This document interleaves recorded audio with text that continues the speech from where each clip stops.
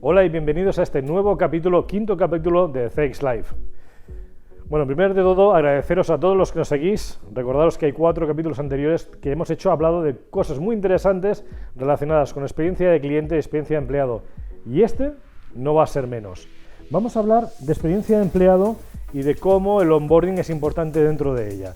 Y para eso hablaremos con Laia Nadal, que es la Head of People de Credit Mutual. Una persona que no se corta y que os podéis aprender mucho de ella, sin duda. Además, luego hablaremos, cómo no, de la 7ª edición de Barcelona Customer Congress. Contaremos con Laia Congos, otra Laia. Hoy parece ser que este capítulo se prodiga lo bueno. Y que es la directora de Barcelona Customer Congress, que nos explicará pues, más novedades, cómo va a ver el congreso. Y la verdad es que pinta de una manera genial. La agenda está muy completa y llena de grandes compañeros profesionales que nos van a iluminar el 14 de junio. Y además contaremos, en este sentido, con uno de los ponentes, que es Santiago Fernández, el director de experiencia de cliente y accesibilidad de Renfe, que nos va a charlar brevemente durante unos 10-15 minutos sobre cómo es su experiencia dirigiendo la experiencia de cliente de una organización tan importante, relevante en el mundo del transporte como es Renfe, ¿no? Y por último, no os podéis perder qué pasa, ¿no? Aparte de Barcelona Customer Congress el 14 de junio, que no me deja de decirlo, qué más pasa el mes de junio en eventos que son muchos y variados en diferentes ciudades, eventos porque por fin empieza a espabilar todo ese networking y actividad profesional que hasta ahora nos habíamos visto solapados por la dichosa pandemia. Bueno, solo me queda una cosa de deciros, comenzamos.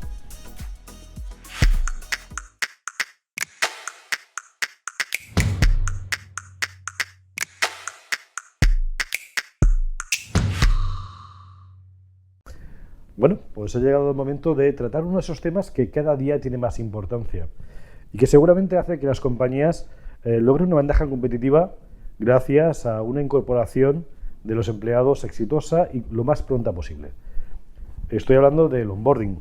Onboarding que además tenemos hoy el lujo, el placer de contar con Laia Nadal, la directora de Personas y de Cultura de Credit Mutual. Bienvenida, Laia. Gracias.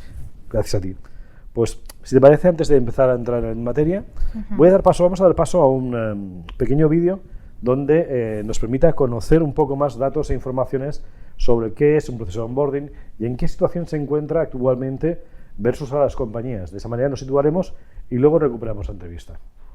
Según apunta Factorial HR, el 22% de los trabajadores abandonan su nuevo empleo en los primeros 45 días a su incorporación, por no tener un proceso de onboarding adecuado.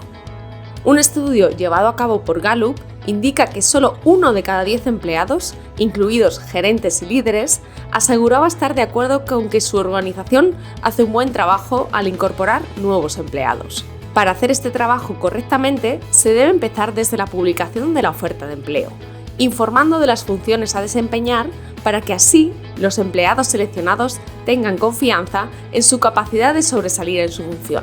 Esto hace que tengan 1,8 veces más de probabilidades de estar de acuerdo en que su proceso de incorporación fue positivo. Si a esto le sumamos informar en el proceso de incorporación de los valores, cultura y beneficios que ofrece la empresa, los empleados tienen 4,7 veces más de probabilidades de sentirse satisfechos con cómo fue su onboarding. Y si interaccionamos con ellos comentándoles por un lado qué hacen bien y por otro qué pueden mejorar, las probabilidades de opinar que su proceso de incorporación fue excepcional aumentan a 4,5 veces más. Esto es lo que pasa cuando incluyes estos pequeños grandes detalles, pero cuando implementas un proceso de onboarding en tu empresa, ocurren muchos más beneficios. Hay un 58% menos de rotación de personal. Se incrementa un 83% la mejora en el desempeño cuando se fomenta el sentido de pertenencia desde el inicio de la relación. Se produce un 70% más de productividad. Se consigue un 53% más de satisfacción de cliente. Se reducen los costes de contratación al no tener que realizar procesos de reclutamiento y selección de personal para conseguir nuevos candidatos. La adaptación es más rápida recibiendo ayuda para integrarse en la empresa. Al fomentar más la participación del trabajador, este se siente más involucrado en la empresa y sus valores. Como el onboarding pretende que los nuevos empleados se relacionen con sus compañeros laborales, esto facilitará el trabajo en equipo. Mejor coordinación con sus compañeros de trabajo. Ahora que conoces los beneficios del onboarding, descubre con la siguiente experta en recursos humanos su experiencia y juzga por ti mismo si tu empresa necesita este Smart Product.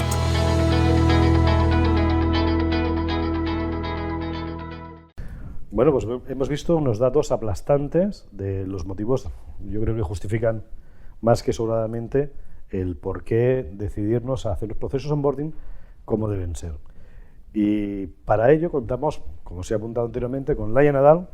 Laia, bienvenida. Gracias. Laia, veréis que hay una complicidad muy alta, porque Laia y yo somos amigos desde hace muchos años, lo digo porque puede sorprender. Y además he contado con Laia, he querido contar con Laia porque es una persona que tiene una perspectiva diferente de la mayoría de nosotros podemos esperar. Aparte de contar con una experiencia extraordinaria en compañías de gran consumo, en compañías de... Farma, gracias. Y actualmente está en Banca Seguros, con una posición como directora de Personas y Cultura, donde nos puede aportar un punto de vista muy extenso y muy valorado. Y sin más, pues empezamos, Laia, ¿te parece? Muy bien. Laia, ¿por qué es importante para ti el onboarding? Y explícanos un poco tu experiencia en ello. Para mí el onboarding es clave. Tenemos que pensar que tenemos una persona, ¿no?, al otro lado, que hemos seleccionado, que le hemos contado cosas, pero esta persona no conoce la realidad, ¿no? Entonces, para mí, el primer día, ¿no?, que el onboarding para mí dura son los primeros 90 días, ¿no?, pero el primer día en especial es el momento de punto de contacto con la realidad, ¿no? Y donde además me abordan unas ciertas dudas, ¿no?, de ¿lo habré hecho bien? ¿Me he equivocado? Oye, no estaba mal, ¿no? ¿Dónde estaba? ¿Quién me mandó a mí? Pues empiezan todos estos saboteadores internos, ¿no? Entonces yo creo que una respuesta de onboarding potente, contundente, tú llegas a casa, y a mí esto me ha pasado, además de decir, oye, pero qué bien, ¿no? Y empiezas a llamar a tu familia, ¿no? Decir, oye, mira, que no me he equivocado, que esto es súper bien, ¿no? Yo creo que esto es lo que perseguimos con el onboarding. Y además que esta respuesta sea sostenida, ¿no? Porque podemos crear un primer día, 2 primeros días, que oye, oh, wow, ¿no? Como si estuviéramos en las oficinas de Google y luego nos sueltan a hacer nuestro trabajo y no sabemos por dónde empezar, ¿no? Entonces, el onboarding es un proceso, ¿no? Y ahora donde estoy actualmente, la verdad es que es un proceso que se hace con mucho mimo, ¿no?, con mucho cariño, que dura una semana y en el cual vamos soltando lentamente a esta persona y la vamos dejando que cree sus propios vínculos, ¿no? Hasta traspasarla al manager. Dura una semana, has dicho, duraba 90 días. La Sí. primera semana os hacéis cargo desde personas, entiendo. Exacto, sí. Y a partir de ahí empiezan a intervenir otros protagonistas dentro de este onboarding. Exacto. Ok, la verdad es que antes de la entrevista hablábamos con esas pequeñas palabras y me trasladabas lo importante, ¿no?, lo orgullosa que estabas de este proceso de onboarding de la compañía donde estás actualmente trabajando. Sí. ¿Pero qué problemas? O sea, ¿cuáles son, o sea, al final, cuando una compañía como Credit Mutual decide invertir económica y en tiempo de una decisión tan clara en el onboarding, ¿cuáles son las necesidades que quiere cubrir con ello? Claro. Bueno, las necesidades para mí son de crear la mejor experiencia posible, ¿vale? Para mí, el problema que podemos llegar a tener es que quizás no seamos todo lo efectivos, todo lo eficientes que deberíamos de ser, ¿no? Es decir, mientras yo tengo una persona que se está dedicando al onboarding, no la tengo en otro sitio, ¿no? Y aunque duela decirlo, o sea, en esta compañía realmente el primer día que te incorpores el día 1, el día 7, el día 14, a ti el primer día vas a tener el primer día de experiencia plena, ¿no? ¿Y eso no secuestra muchos recursos? Exacto. Ese es el problema, de hecho, que quizás no para todas las posiciones o incluso a veces en temporales, ¿no? Invertíamos mucho tiempo, ¿no? Esto lo estamos intentando cambiar, pero es muy difícil porque precisamente tengo un equipo que le gusta mucho, está muy involucrado y cree mucho, ha visto, ¿no? Y es lo que te contaba antes de entrar en la entrevista. Yo a veces voy con personas de mi equipo, ¿no?, y les saluda a gente que yo no conozco de, ay, me acuerdo de ti, ¿no? Fuiste la primera persona con la que hablé en la empresa, me diste la formación, me explicaste tan bien, y esto no me ha pasado una vez ni dos, me ha pasado muchas, ¿no? Entonces, ves la ilusión de este empleado, ¿no? Ves que le ha quedado, y esto es impactante. Bueno, en el fondo es lo que perseguimos, ¿no? O sea, conseguir que esa persona, cuando se introduzca en la compañía, no solo consiga la curva de productividad más alta, sino que te trasladen esos valores, ¿no? Exacto. Vale. ¿Cómo medís? O sea, para vosotros, ¿cuáles son los indicadores más relevantes a considerar dentro de un proceso de onboarding? Y te pongo un ejemplo. Retención, recomendación, eficiencia. ¿Cuál de ellos te quedarías o cuáles consideras que son relevantes? Vale. Yo creo que la retención tiene que ser clave, porque además está demostradísimo que durante los primeros 45 o 90 días hay muchas personas que cambian la decisión, ¿no? Cuando tú has estado en un proceso de aceptar ofertas, seguramente también has recibido alguna otra, ¿no? Entonces el candidato ya está en el mercado, está muy preparado, es un área de riesgo en la cual tú tienes que reafirmar la decisión del candidato, ¿no? Y luego, más a medio y largo plazo, es la efectividad. Aquí no relacionaría solo el onboarding, ¿no? Para mí son todos los procesos del empleado, performance review, conversaciones de talento, ¿no? Desarrollo, pero también sería clave, ¿no? Porque es decir, el onboarding lo queremos hacer para que las personas den lo mejor de sí mismas y asegurarnos de que así sea, ¿no? Esto se consigue en el compromiso, ¿no? Ok. Dentro de esos 90 días, una de las preguntas que no habíamos hablado, pero que creo que es muy relevante para nuestra audiencia, ¿quién es el protagonista dentro de ese onboarding? Porque al final está claro que la primera semana es recursos humanos. Claro. Luego, ¿cómo lo organizamos? Porque yo puedo entrar y ser la bomba, me reciben fantásticamente, tengo todos los días reuniones con... Y en cambio luego está lo que pasa después, ¿no? Claro. ¿Quién crees que debe ser el protagonista o el responsable de ese onboarding? Yo he vivido varios approach, ¿vale? Como funciona actualmente es que realmente tenemos una organización que está muy habituada a que el onboarding es muy importante y todo el mundo se vuelca, ¿no? Que esto también es la primera vez que me lo encuentro y me parece poco habitual, pero sí que es verdad que tiene un valor incalculable, ¿no? Porque luego esta persona ya al cabo de 90 días está muy bien conectado en la organización. ¿Me explico? Okay. Protagonistas. ¿Quién debe ser el protagonista en función de ese onboarding? Pues para mí aquí hay las dos versiones, es decir, hay dos protagonistas que no hay que quitarlos, ¿no? Uno es recursos humanos y puede durar más o menos, y yo he estado en los dos escenarios, y luego el manager, ¿no? Porque es el responsable de acompañarte, ¿no? Y a partir de aquí, pues los actores que decidamos y que involucremos y que se quieran involucrar con un rol más activo, ¿no? Pero básicamente son estos, recursos humanos y el manager. ¿Siempre el manager directo o el manager, o las personas que tienen responsabilidad sobre la persona? Depende del modelo que elijamos, ¿no? Entonces, yo creo que esto también depende de la compañía, depende del manager, ¿no? Pero en último, ¿no? Yo creo que el manager y recursos humanos. Ok, retornamos a la planificación. Sí, uno de los temas muy importantes, muy candentes hoy en día. ¿Habéis realizado un proceso de onboarding diferente entre remoto y presencial? Y si hay diferencias, ¿cuáles son? Pues mira, no lo hemos realizado en remoto aún, ¿vale? No éramos una compañía tecnológicamente preparada para antes de la pandemia, ¿no? Entonces hemos aprendido con la pandemia, ¿no? Hay muchos temas de seguridad al ser un banco, ¿no? Y esto también, hay algunos que son reales y otros que nos los hacemos nosotros un poquito, ¿no? Como todos, correcto. Exacto. Entonces, fíjate que incluso teniendo esta opción, porque ya teníamos la opción, ¿no? Estábamos acostumbrados a trabajar con Skype, las personas encargadas del onboarding preferían venir y le decían al candidato que viniera a las oficinas, aun teniendo la ocupación mínima en las oficinas, priorizaban la presencialidad, ¿vale? Esto hasta el día de hoy ha funcionado muy bien, lo cual no quiere decir que en algún momento algún candidato nos pueda decir, oye, mira, lo podemos hacer en remoto porque a mí me va mejor, porque... Entonces, bueno, yo creo que es algo que tenemos que ir preparando porque hemos cambiado, ¿no? Como sociedad, entonces nos vamos a tener que adaptar, aún no hemos dado ese paso. Perfecto. Y actualmente, o sea, claro, el rol del manager en la industria farmacéutica es muy relevante, sí. Seguro en todas las industrias, pero en farma todavía más. Sí.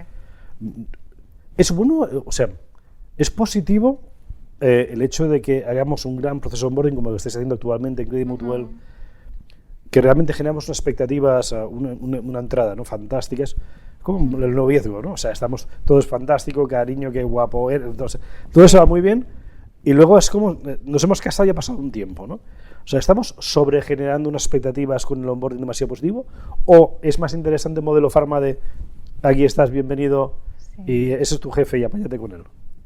Claro, esto genera para mí un peligro, ¿no? Que es que luego caiga en mi lugar de trabajo y diga, ostras, esto...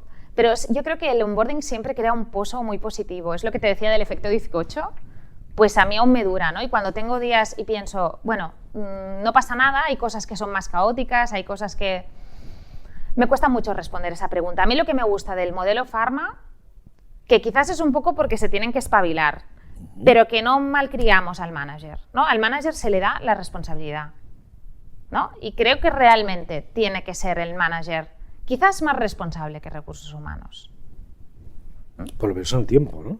Exacto. Lo que pasa que, bueno, sabemos que luego el manager va a cambiar, ¿no? El que ahora es tu manager, pues mañana puedes incluso ser tú su manager, ¿no? O sea, pero sí, a mí hay una parte de eso, de Pharma, que me gusta, de cómo educamos, ¿no? Al final, y educamos con la experiencia, ¿no? Es, bueno, ten tú y apáñate y si me necesitas algo ya me llamarás, ¿no? Muy bien. Y por último, ya para cerrar la entrevista, ¿cuál consideras que es vuestra mejor o la mejor práctica de onboarding que tú has conocido? La mejor práctica de onboarding. ¿O te refieres en la compañía actual o la mejor? Por ejemplo, en Credit Mutual. Yo creo que hay una cosa que no se puede sustituir, que es el mimo que le ponen las personas a las cosas. Y esto es algo que es difícil de explicar, pero se nota cuando estás ahí. No se puede explicar, no se puede cuantificar, incluso, ¿eh? Pero yo es esto que te decía, de personas que, ¿no? Voy con mis compañeros en el ascensor, ay, fulanito, que me acuerdo de ti, ¿no? Porque, ¿no? Me explicaste esto también, luego gracias a ti lo entendí. A mí esto me impacta, ¿no? Entonces yo creo que es lo mejor que tengo la suerte, porque el equipo ya estaba, ¿no? De tener un super equipo muy volcado en el proceso de onboarding, que hace que luego todo sea más fácil de rodar, ¿no? Desde luego, al final todas las compañías buscamos, pretendemos, ¿no? Incorporar buena gente, o no soy gente buena, pero buena gente, y hacerlo con cariño. Yo creo que el ejemplo de Credit Mutual pues, es un excelente ejemplo que nos acompaña en una inversión decidida y muy concreta y muy importante en cuanto a onboarding. Muchísimas gracias, Laia, un placer como siempre tenerte y que por tanto tu visión tan diferencial de las cosas. Gracias a ti. Un placer. Igualmente. Bueno, nos vemos en breve. Hoy hemos contado con Laia Nadal, directora de Personas y de Cultura de Credit Mutual, que nos ha aportado ese punto de vista tan fantástico, tan excepcional, ¿no? de cómo ve ella de una manera tan sencilla las cosas que en muchas ocasiones nos cuestan tanto a nosotros, y en el futuro entender que el onboarding es importante, es seguramente dirimente de cómo esa persona se va a desarrollar su vida, porque al final es una persona y tenemos que tener ese concreto, ese mensaje dentro de nuestras organizaciones. Seguimos.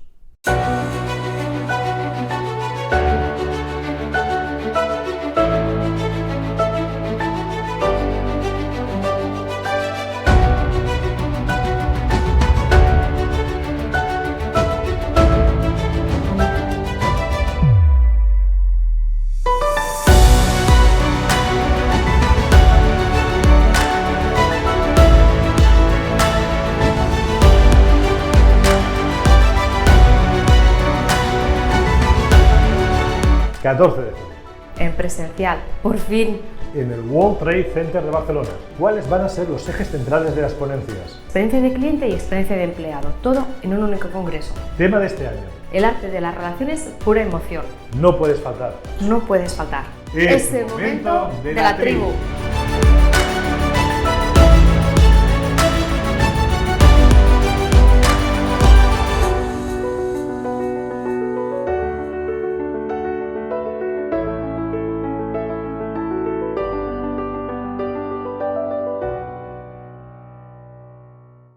¿Cómo se nos ocurrió montar un congreso, Laia? Porque estábamos aburridos. ¿Y no teníamos nada mejor que hacer? Nada mejor que hacer. Eso me cuesta de creerlo, ¿eh? Bueno, pues para aquellos que no lo sepáis, pues hace 7 años ya estábamos en un evento en Madrid con uno de nuestros clientes. ¿Qué es que no me acordaba? ¿No? Joder. Pues sí, estábamos con uno de nuestros clientes. Ya sabéis que a nosotros siempre nos gusta pues, hacer workshops, hacer talleres, y en uno de ellos, pues uno de nuestros clientes, Pilar de Barcelona, pues nos comentó, esto lo podemos hacer en Barcelona. Y dijimos, ostras, y ahí nació todo. Y dijimos, tiene que ser un congreso, pero tiene que haber una cosa que a lo mejor no tienen todos los demás, que tenemos que hablar de cliente y de empleado en el mismo congreso, porque las personas, tanto clientes como empleados, son los que mueven las empresas. Y ya estamos por el 7 año, y en presencial por fin. Volvemos a presencial. Volvemos a presencial. No hay ganas, ¿eh? Bueno, tremendas. ¿Y sabes quién van a venir este año a nivel de ponentes? Bueno, llevas un mes diciéndome que este año lo petamos, pero no tengo claro quién. Está el secreto muy bien guardado. Pero bueno, vamos a tener grandes compañías de toda la vida como startups, ejemplos. Esto funciona muy bien siempre. Sí. Podemos tener pues un MT Seguros, vamos a tener Mafre, tenemos también Renfe y tenemos startups como por ejemplo pues a Wallavox o Coconut, ¿vale? Grandes compañías que también nos van a explicar pues cómo están haciendo tanto la Customer como la Employee Experience, Telefónica, Affinity Pet Care, entre otros. No voy a decir nada más, poco a poco iremos desvelando. Ya son unos cuantos. Pasa. Volvemos otra vez a qué formato, porque nos venimos de la pandemia, una semana de... ¿Cómo queda el formato presencial esta vez? ¿Seguimos por la mañana de cliente y por la tarde empleado? Sí. Diferenciamos estos dos bloques. Por la mañana, como decías tú, nos enfocamos a cliente. Luego, antes de irnos a comer, hay un face-to-face de CEOs, que hasta ahora no había. Muy bien. Donde van a hablar, pues, ¿no?, la importancia por el cliente y la importancia por el empleado. ¿Hablarán ellos o les podremos hacer preguntas también? Depende del tiempo. Si vamos justos, si llueve, no habrá preguntas. Si llueve o no llueve, no. Si vamos justos de tiempo, no hay preguntas. Y luego por la tarde, después de comer, pues toda la parte de employee. Muy bien. Employee, que aparte está muy de moda. O sea, ahora la verdad es un momento Bueno, fuerte. más que de moda, yo creo que es que la pandemia ha resaltado, valor, ¿no? Exacto, ha resaltado esto y se está moviendo mucho, pero no solamente los directores de recursos humanos, sino que ya los que estábamos hablando de cliente, por fin están intentando que las de employee pues se vayan incorporando, y de eso también vamos a hablar en este año. ¿Crees que vale la pena que nuestros compañeros de recursos humanos vengan a esta sesión, a esta tarde? Completamente. ¿Quién va a venir de employee? De employee tenemos a Telefónica, Affinity Pet Care, tenemos a Dava, tenemos grupo de empresas de Leroy Merlin, sí. Muy bien. Bien. Bueno, Leroy Merlin, aparte que lo conozco personalmente, es un crack a nivel europeo, con lo cual nos va a dar una visión muy clara. Y bueno, y va a ver si puede presentar simetrías entre la Customer y la Employee Experience. A ver, vamos a ver. Bueno, perfecto. Por último, antes de pasar a la entrevista que estamos esperando y que en breve vamos a empezar, dame una razón por la cual las personas, nuestros compañeros, nuestros camaradas de oficio, deberían de venir. Para hacer tribu. A ver, como sabéis... Perdona, eso suena muy gutural, ¿eh? No, pero es cierto. Al final, los que han venido en el Congreso ya lo sabéis.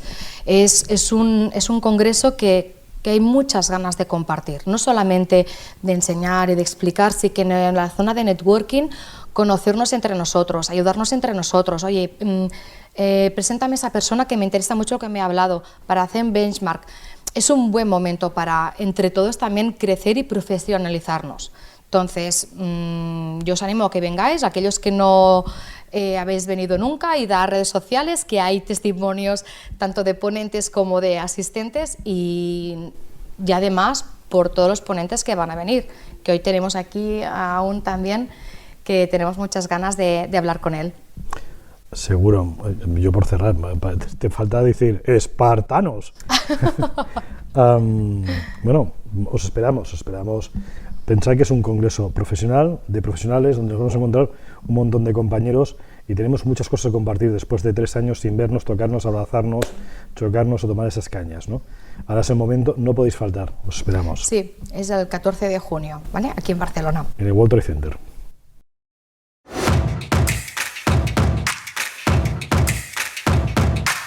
Pero en primer lugar, Santiago, darte las gracias. Muchísimas gracias por asistir, por venir a este programa. Gracias a vosotros.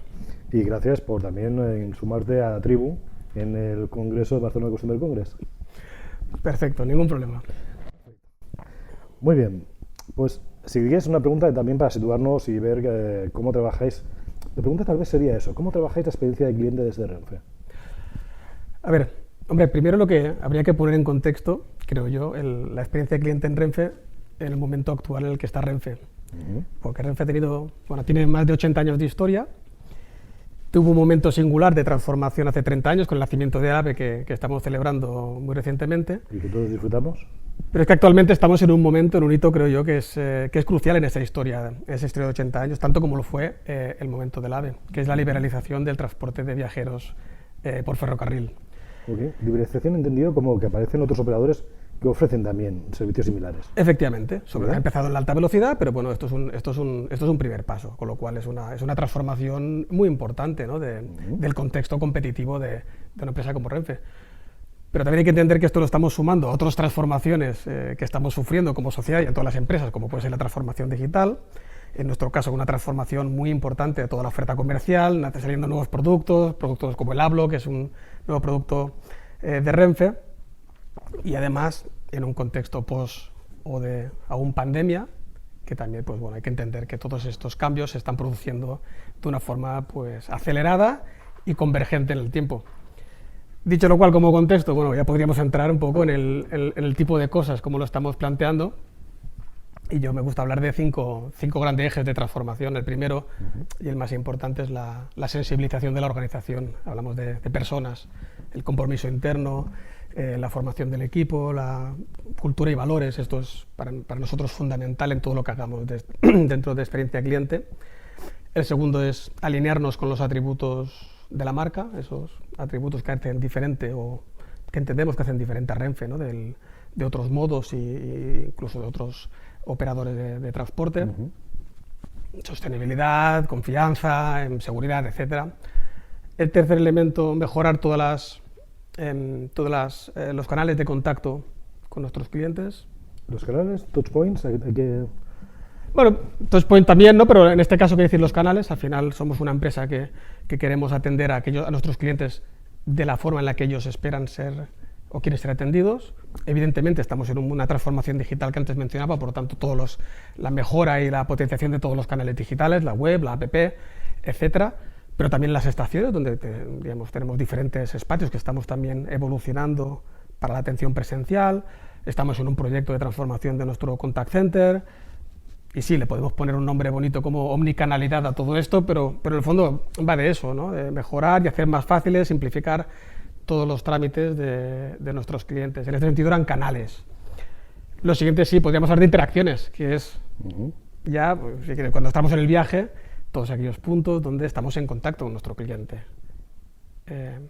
La información que estamos cambiando, la información que recibes antes del viaje, lo que pasa en la estación cuando vas a embarcar, cómo te recibimos, cómo te atendemos, cómo intentamos personalizar esa experiencia a bordo del tren, con lo cual aquí también, ¿no? El cuarto punto también serían todas esas interacciones. Desde luego, en vuestro caso, el concepto de journey gana mucha relevancia, ¿no? Hombre, pues sí, la verdad, yo creo que hay pocas, empresas donde el journey sea tan largo, porque a veces tomas la decisión de viaje con mucha antelación y luego es un proceso intermodal. También estamos en un mundo, ¿no? Que estamos transformando, ¿no? Del viaje no es solo el viaje en el tren, sino todo lo que pasa antes, cómo llegas a la estación, cómo te relacionas con otros medios de transporte, con lo cual es un entorno realmente amplio de experiencia. Muy bien. ¿Has dicho 4 capítulos? ¿Puede ser que falte un quinto? Bueno, sí, también es verdad que el quinto punto es que estamos también colaborando en esa transformación de la oferta comercial. Vamos muy juntos, muy de la mano con la dirección comercial, con lo cual estamos introduciendo una nueva oferta, personalizando, ampliando la capacidad del cliente de elegir las opciones de compra en el viaje, con lo cual en esa parte que también estamos participando con otras direcciones dentro de Renfe. ¿Crees que el cliente ha cambiado? Sí. A ver, el cliente creo que ya estaba cambiando. O sea, al final el cambio es aquella frase, ¿no? Del cambio es lo único que permanece. Vivimos en un mundo de cambio y antes creo que en la introducción decía es un cambio acelerado. en el caso de Renfe además, pues con un contexto especial, ¿no?, de transformación por la liberalización, pero es que ya vivíamos en un mundo de cambio, con la pandemia se han acelerado determinados cambios, y por tanto sí, la respuesta es sí, pero vamos, esto no es algo nuevo, o sea, no es que ahora el cliente esté cambiando y nunca antes se hubiera cambiado, o sea, antes cuando se viajaba hace 50 años, el viaje pues, eras el pasajero, no eras el cliente, entonces esto ya era un cambio. Y he mencionado antes el momento del AVE, cambió la forma de prestar el servicio, los servicios a bordo, los servicios en tierra, cómo te recibía, por tanto no es algo nuevo, la respuesta sí, pero no es algo nuevo, sino creo que siempre ha estado, ahora puede estar un poco más de moda, pero siempre ha estado ahí. Sin duda, está de moda. ¿Cómo conseguís entregar qué estáis haciendo para conseguir accionar esa experiencia de cliente, esos cambios en la experiencia de cliente? A ver, sí, el primer punto que mencionaba era un tema digamos, interno, ¿no?, de cultural o de sensibilización de la propia organización. Y que para mí es el elemento fundamental de lo que podemos hacer para hacer bien esa transformación, mejora de la experiencia de cliente en Renfe. ¿Qué estamos haciendo? Hombre, pues tanto en cuanto es una transformación cultural, hay una parte que debe ser, digamos, de arriba abajo de la organización, con lo cual Renfe está invirtiendo, digamos, creo que de forma masiva realmente en toda una formación, comunicación, sensibilización de toda la capa directiva. Y hablo aquí de todas las sociedades del grupo Renfe, no solo Renfe Viajeros, sino a nivel de toda la sociedad, y se está haciendo un esfuerzo, creo que importantísimo. No sé si hay otra empresa en España ahora mismo que esté haciendo un despliegue tan importante de formación a todos sus cuadros directivos y predirectivos en experiencia de cliente. Porque al final esa transformación cultural, si no viene de arriba abajo, pues no será. Pero en definitiva, las interacciones que antes mencionábamos, al final es un interventor el que está en contacto con el cliente a bordo del tren, o es una persona de un proveedor el que te atiende o que te puede estar atendiendo en la estación, con lo cual esto tiene que estar combinado con una estrategia de formación y de trabajar con las personas y de, insisto, formación y comunicación y sensibilización, digamos, de abajo arriba, ¿no?, con las personas que realmente están, o esa gente que está cogiendo el teléfono en una llamada o respondiendo a una reclamación. Por tanto, es esa combinación, ¿no?, de un trabajo de arriba abajo, un trabajo de abajo arriba, el que pensamos que a la larga será el éxito. Quizás es un camino un poco más lento, pero desde luego creo que es el camino más seguro. Hablamos, mencionabas ahora que seguramente dentro de esos 5 capítulos que inicialmente nos has comentado, escogías el cambio de personas, ¿no?, de cultura y de valores, como seguramente uno de los más relevantes o el más eminente a la hora de por dónde empezar, dicho de una manera clara. Ya me refiero más a Santiago que no, o sea, a tu opinión. Todo el mundo tenemos muy claro que la experiencia de cliente se debe entregar con la experiencia de empleado. ¿Crees que esto estará así o por qué es tan importante que esto sea así? Bueno, sí, creo que es lo más importante. Lo he citado en primer lugar y desde luego si solo tuviera que hacer una cosa intentaría hacer esa. Creo sinceramente y honestamente que no hay experiencia de cliente sino hay experiencia de empleado. El problema de esta frase es que creo que está muchas veces, y hablo aquí de forma general, como decías en el planteamiento de la pregunta, muchas veces creo que es una frase más digamos, más de cara a la galería que no realidad de transformación. Pero si honestamente piensas cómo tienes que mejorar la experiencia del cliente, lo primero y fundamental, mejorar la experiencia del empleado. Creo que esto es fundamental. En Renfe lo vemos así, pero bueno, esto es un tema que no solo ha de estar, ¿no?, como aquí de los valores, escrito en la pared, sino esto se tiene que transformar en la forma en la que actúan, y en la que actúan no solo los recursos humanos, que también, ¿no?, sino cada mando intermedio, cada directivo, cada uno en nuestro rol, en nuestra interacción con el resto de compañeros y compañeras, debemos actuar de esa forma. Pero yo creo que es importantísimo, desde luego. Y por cerrar la entrevista, si te parece, ¿cuál es el reto que tienes para el año que viene en experiencia de cliente? Bueno, centrarlo solo en uno sería difícil porque en esos 5 ejes, detrás de esos 5 ejes hay como 40 proyectos. Y insisto, y es masivo, ciertamente, ¿no? Quizá el reto, y en ese contexto de liberalización, es priorizar. Al final no puedes, y con ese customer journey tan largo, no puedes estarlo haciendo todo. En Renfe siempre hablo con mi equipo que tenemos que intentar centrarnos cuáles son las 3 cosas que queremos hacer bien, donde queremos ser mejores que nuestros competidores, donde tenemos las capacidades, donde tenemos un diferencial, donde tenemos una trayectoria que poner en valor, ¿no? Por tanto, es priorizar, es estar centrado, porque en este contexto masivo de cambio es fácil dispersarse. Quizá el reto es priorizar, es centrarte en los temas esenciales. Sí, esa es la respuesta. Todos nuestros compañeros, todos los que nos dedicamos a experiencia de cliente, cuando somos clientes vemos un montón de oportunidades en cada uno de los proveedores que nos suministran servicios, independientemente de tal. Pero efectivamente cuando tan acertadamente has dicho priorizar, todos tenemos muchas áreas de mejora, todas las compañías. Entonces, el saber seleccionar bien, porque una cosa es el cambio de lo que nos gustaría y otra es un cambio que nos siguen las personas, ¿no? Entonces, ser capaces de seleccionar muy bien qué hacemos y cuándo lo hacemos, creo que es muy acertado en cuanto a la priorización. Un placer esta visión, la verdad es que nos duraría muchísimo más la entrevista, seguro. Y bueno, es un pequeño aquí spoiler del Congreso, lo que un poco más, efectivamente, 14 de junio. No desvelamos, veis, pues eso, Santiago, contamos con Santiago en la charla, ¿en qué panel? Vamos a contar con él. En el panel de Customer Experience. Muy bien. ¿Que se hará en qué horario será el panel de Customer Experience? Se hace entre las 11:30 y las 2 del mediodía. Ese es el bloque de Customer Experience. Perfecto. Pues como veis no podéis faltar. Tenéis que apuntaros porque además Santiago nos se continúa dando esa visión de Renfe, cómo conseguir esa experiencia de cliente y cómo evolucionarla de cara a conseguir los nuevos retos que son muchos y variados como todas las compañías trabajamos. Gracias, os esperamos. Muchísimas gracias, Santiago. Gracias a vosotros y ganas de que llegue ese 14 de junio. Y también no olvidar que también muy agradecidos doblemente porque Renfe es el medio de transporte oficial del Congreso, con lo que muchas gracias por colaborar también en esta vertiente del Congreso. Nos merecen todo lo que sea participar, colaborar en fomentar el transporte del ferrocarril, transporte sostenible, con lo cual también encantados de colaborar en este ámbito con el Congreso. Genial. Muchísimas gracias y os esperamos en breve. Hasta pronto. Nos vemos el 14.